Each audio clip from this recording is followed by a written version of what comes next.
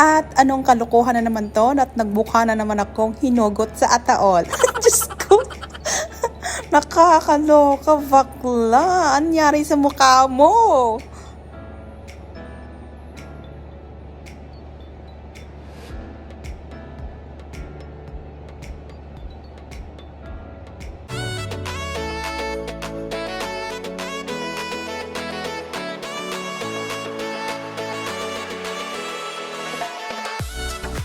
Hi everyone, it's iNovemberain and welcome back into my channel. So today we are gonna make this recipe kasi napanood ko sa YouTube. Napanood ko to sa YouTube, na basa ko to sa Pinterest, and I am excited, and I am not gonna lie, I never tried this kind of recipe before na pampatanggal daw ng blackheads and whiteheads. So, i-check up nga muna natin yung ating mga kailong-ilungan dyan, mga friends, kung talagang marami ba tayong blackheads. So, ito, i-zoom in lang natin ang i-zoom in para makita natin kung meron ba talaga tayong maraming blackheads. But, before that, yung side na to, nakakapa ko yung blackheads. Bakla, pati blackheads na nakakapa. At saka dito din. So, gagawin natin tong recipe na to dahil maganda nga daw talaga to. Tingnan natin kung maganda. So, ang kailangan lang natin ay itlog and ano pang kailangan natin? Itlog lang ang kailangan natin, white egg to be exact. So, hindi ko pa talaga na-try itong mga ganitong eksena, hindi ko alam kung epektibo talaga yung itlog sa mukha. Ay, Diyos mio, diba? Kumusta naman na mag-iitlog na tayo sa mukha? So, ito ang panibagong panibagong experiment. At sana magustuhan niyo ito. And if you are new into this channel, please don't forget to subscribe. Hit that notification down below so you'll get notified every time I post a new video para malaman natin. So, let's go get some eggs, mga friends. So, let's get some eggs. Our eggs is over here. I am not sure kung ilang itlog ba dapat ang gagamitin ko, but I think I am gonna get 2. Pwede ba? Kasi yung mukha ko isang hektarya, so let's use 2 eggs. So mga friends, dahil yung mukha natin ay isang hektarya, napakalaki, gagamit tayo ng 2 itlog at tingnan natin kung talagang gaganda tayo, di ba? Kung gumanda tayo mga friend, that means gaganda din kayo. So tara, basagin na natin tong itlog. Lintik na itlog to. So mga friends, magbabasag na tayo ng itlog. Ihiwalay ang egg yolk at saka egg white. Tama ba yun? So, ihiwalay siya. And then, ginamitan ko siya ng mixer para mix na mix talaga yung itlog. And gusto ko rin yung medyo bubbly siya, mga friends. And ayan na po siya. Medyo matagal lang siyang i-blend, promise.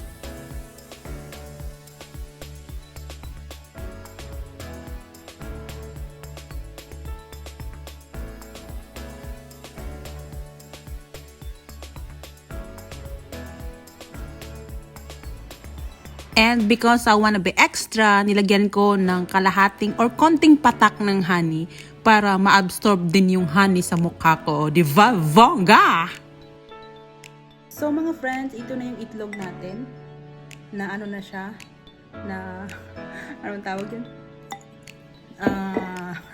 Na whip na siya, mga friends. Ibaba nga natin to konti.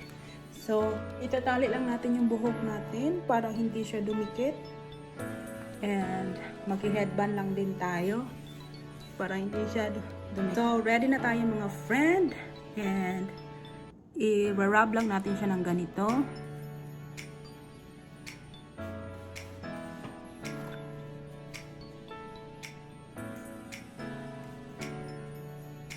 And lagyan natin siya ng tissue.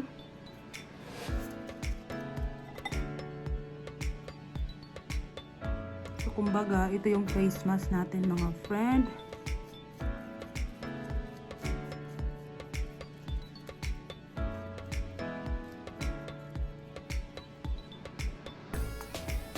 Tapos dito, wag naman sa bibig, mga friend.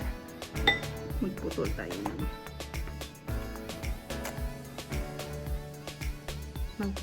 ganito.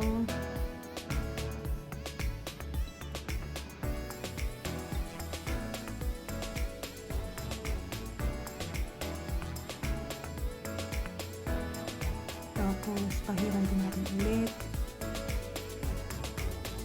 So, mga friends, it's the same process over and over again, okay?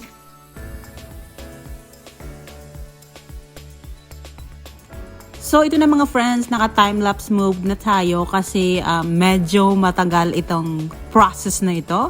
So, what I am doing right now is to put a toilet paper ba? Tissue, no, toilet paper. Toilet paper na lang para mas mabilis. So, toilet paper yung ginamit ko dyan mga friends. At I make sure na meron pang natitirang butas yung ilong ko kasi pag wala ng butas baka hindi ako makahinga. Ayan na siya mga bashes. And make sure din na hindi malalagyan yung ano ninyo, yung buhok nyo or yung kilay ninyo. Kasi mga friends, pag natuyo yan siya, medyo mahirap siyang tanggalin at medyo masakit. At ayaw mo naman ding mawala ng kilay. So ayan na, nilagyan ko na yung T-zone ko. So mali pala yan. Dapat lagyan ko muna ng itlog. And then, saka ko lagyan ng ano. And look at that, I make sure na wala talaga siyang ano, wala talagang bahid or wala talagang itlog yung ano, yung buhok ko sa kilay kasi pag hinata ko yan siya mamaya, pag ano, mahirap mawala ng kilay. Konti na nga lang yung kilay ko, 19 strand na nga lang, itingnan nyo. So, ayan na siya mga beshies and pinakaingat-ingatan talaga yung kilay eh. Talagang pinunasan pa eh. So, ayan na siya mga friends and medyo medyo matagal. And who cares? Meron tayong isang buong taon para para maglagay-lagay ng ganito sa mukha. So, ayan na nga siya. Malapit na ako matapos dyan. But I want to make sure na talagang covered up lahat. So, nilagyan ko ulit yung chin ko para medyo medyo makapal siya. At saka kasi yung chin ko is marami talagang whiteheads dyan. So, kahit ikaw, ako, marami talagang whiteheads dyan. And also, for my nose, kayong kinapakapa ko yung nose kanina na medyo magaspang siya, I am not sure kung matatanggal siya. And I'm hoping na matanggal talaga siya mga friends kasi 'di ba, yun naman yung purpose ng video, makakatanggal ng blackheads, but I am not really sure kung matatanggal nga. So ayan siya. Medyo matagal na itong itong process na ito at saka nabubutas.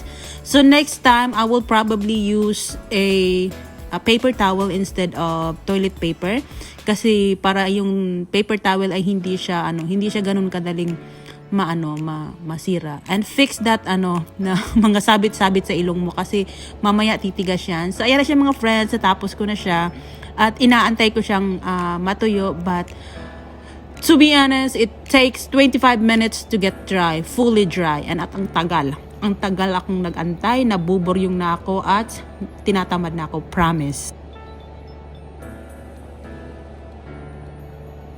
Hi guys, I am back. It's iNovemberain and magbibigay tayo ng ating reaction sa ating ating itlog na face mask. So okay naman siya and maganda siya sa mukha, in fairness. Malambot siya,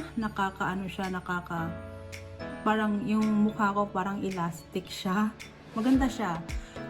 But hindi talaga siya nakakatanggal ng 100% na whiteheads or blackheads kasi meron pa rin akong nakakapa dito. So, dito medyo medyo wala siya, malambot. Dito may nakakapa akong konti. But it's okay, you can do this over and over again. But it's okay, you can do this over and over again if you want to. And if you have time, you have patience to do this, yes, you can do this at home. But if you don't have patience, so I suggest na bumili na lang kayo ng mga face mask sa merkado or sa market or kahit saan man, kahit sa Watson, pwede kayong bumili doon ng pampachurba, pampaganda para hindi na kayo mahirapan. So, para lang ito sa mga taong matyaga na kagaya ko, because I am trying to make everything's DIY, everything what I use for my face is DIY. But this is only for experiment. At nabasa ko to sa sa Pinterest nga na maganda nga daw sa mukha. So, why not?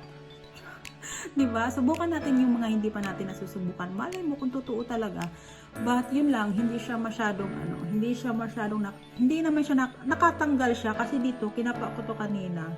Magaspang. Tapos dito may konting gaspang, but okay na sa mga friend. Tingnan nyo naman. So, diba? So, wala na tayong problemahin dyan. So, ayun lang mga friend. If yung sinabi ko na kung matyaga ka, okay lang. Kung hindi ka na matyaga, bumili ka na lang. Kasi ganun din eh. But this one is, ang kagandahan kasi dito sa egg yolk is natural, no artificial, mga churba, mga no parabens, wala talaga siya mga dyan. Ang kagandahan lang kasi dito sa itlog mga friends is natural. Makikita mo sa loob ng bahay. Pwede mo siyang gawin anytime. So, you don't have to run to the store and get the face mask you like. But, I cannot recommend this for those who don't have patience. Because using DIY for beauty product, it takes a lot of effort. It takes a lot of time. But it's okay. The result is good. It's not perfect. Nobody's perfect. But, like what I said, if you have the patience like me, then that's fine.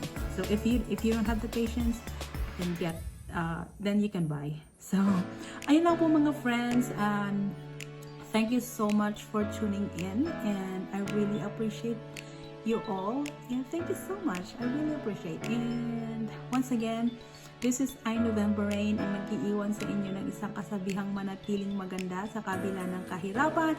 And if you are new into this channel, please don't forget to subscribe and hit that notification so you'll get notified every time I post a new video. And see you on my next video. Bye!